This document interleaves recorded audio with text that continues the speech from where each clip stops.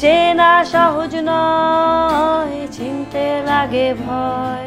2 মাস ধরে ভিনদেশে অবস্থান করছেন অভিনেত্রী ও সঙ্গীত শিল্পী জিনাত শানু স্বাগতা। লক্ষ্য নর্মাল ডেলিভারির মাধ্যমে প্রথম সন্তানকে পৃথিবীতে আনা। দীর্ঘ অপেক্ষার শেষে থাইল্যান্ডের একটি হাসপাতালে কন্যা সন্তানের জন্ম দিয়েছেন এই অভিনেত্রী। সামাজিক যোগাযোগ মাধ্যমে এই খবর নিশ্চিত করেছেন স্বাগতা নিজেই।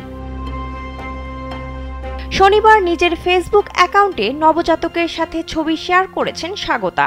শুধু তাই নয়, সামাজিক যোগাযোগ মাধ্যমে নিজের কন্যা সন্তানের নাম প্রকাশ করেছেন এই অভিনেত্রী। শেয়ারকৃত সেই ছবির ক্যাপশনে লেখেন, মারিয়াম সর্বজয়া শানু আজাদ, পৃথিবীতে স্বাগতম। স্যান্ডেলিনা সো, রূপচর্চায় আভিজাত্য। সামাজিক যোগাযোগ মাধ্যমে বেশ সক্রিয় স্বাগতা। অভিনয় জগতে অনিয়মিত থাকলেও সোশ্যাল মিডিয়ায় ব্যক্তিজীবনের ছবি, খবর ভক্ত অনুরাগীদের সঙ্গে শেয়ার করে আনন্দ ভাগ করে নেন তিনি। গত ফেব্রুয়ারি মাসে তার সংসারে নতুন অতিথির আগমনের কথাও জানিয়েছিলেন এই অভিনেত্রী।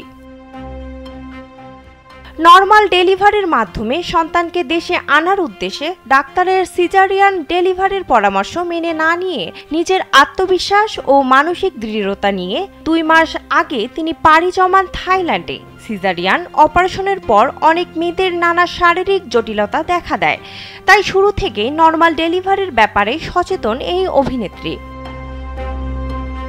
2024 সালের 24 জানুয়ারি স্বাগতা বিয়ে করেন তার দীর্ঘদিনের বন্ধু ও প্রেমিক হাসান আজাদকে। লন্ডন প্রবাসী হাসান একাধারে সঙ্গীত শিল্পী, গীতিকার, সুরকার ও মিউজিক কম্পোজার।